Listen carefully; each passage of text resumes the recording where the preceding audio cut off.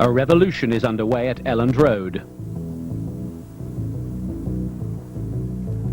The cream of the Premiership's youngsters are here.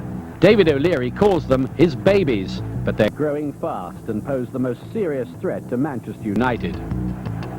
Michael Bridges is the club's top scorer and one of the most dangerous strikers around. Even at £5 million, he could be the bargain of the season. Young Bridges had to fill the scoring boots of the transferred Jimmy Floyd Hasselbank. It must have made him nervous.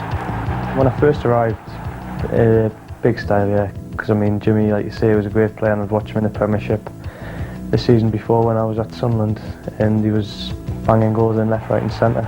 I knew I had a good chance when I signed here because there was only Alan Smith and Jimmy, whereas I think a lot of the other Premiership clubs have had 4 or 5 strikers. So I seen like there was an opening there, and then when Jimmy departed, all the lads, I mean I only knew Jimmy for 2 weeks, and all the lads were really good. At Sunderland, Peter Reid had an established strike duo of Kevin Phillips and Niall Quinn, so Bridges was on his way. It was a wrench to leave his friends. Just really phoned them up and said, see how they are and that. But it's just sad to see people go. Clarkie's gone. I know Bawley's gone from there now. It was a great team spirit and a great club. Enjoyed me 4 years ago. Bridges is quick to acknowledge the impact that one person in particular had on his career during his time on Wearside. I learned a lot of Niall when I was at Sunderland. Quinny brought, I mean, he taught us all the time afterwards and tell us what I'd done wrong and things like that, which I've got to thank him a lot for. Because I mean, a man internationally, you know what I mean, he's been the best footballer of his life at the moment. And it was a pleasure to work with him up there. Bridges, who's only 21, showed just how much he'd learned when he scored a remarkable hat-trick in only his 2nd game with Leeds. The pressure of the price tag was lifted as he stepped out of the shadow of Hasselbank. The relief was clear. You know, you can't explain it, you know. Like you say, the £5 million price tag coming here was a bit daunting. I seen what had happened to Kevin Davies. Didn't work out for him. He's a great player, and I was just thinking, I hope the fans can get behind myself, and to get 3 goals, I think it brought the ice a little bit with the fans. Because to walk around with the pressure like that after Jimmy's left, it was a bit daunting. It could all have been so different. Bridges was discovered very late for a professional footballer in a chance encounter with Jack Hickson, the same scout who discovered Alan Shearer.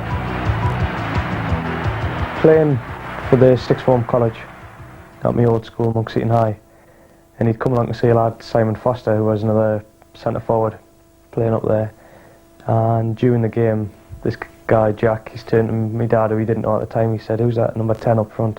And he said, "That's my son Michael." And from there it just went, and after the game he asked us to go for a trial over at Sunderland.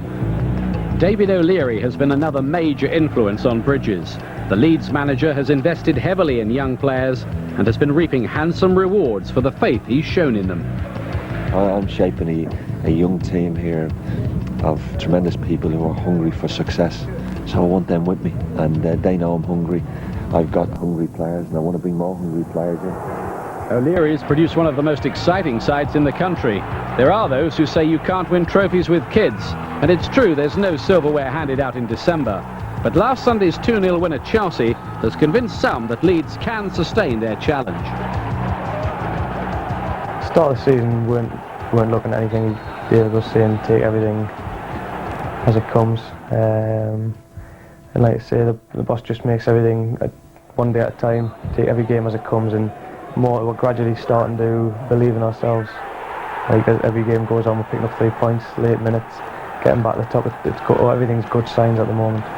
So the lads are starting to believe, but we're not getting carried away with it. If these youngsters continue to display the belief shown in one of the games of the season against Everton, they may just have what it takes. Apart from scoring a contender for goal of the month, what does Bridges remember of that game? The scoreline. 4-4, last minute they equalised. It was one of them games like basketball, it was end to end. Campbell scored a great goal early doors, just set the match alight. And we just kept getting back, and then they'd go score, we'd go and score, and then Darren John and Woodgate scored a great header. Put us 4-3 up, and we thought that was it then. Once we'd gotten in the lead for the first time, we thought that would have been it. But all credit them, they kept battering us all game. The future looks bright for Bridges. Could it even include an England partnership with scout Jack Hickson's other great discovery? You speak to anybody in this country and they'd love to play up front with Alan Shearer. He's done everything. Great striker, proved that year in, year out. And when the critics started getting on him, he came back and bounced out with 4 goals, and then he ended up with 11 in 2 weeks or something like that, so unbelievable. But that would be Jack's dream. Hickson wanted to see both his discoveries score in this season's meeting. Well, they got one each, then Bridges hit a dramatic winner.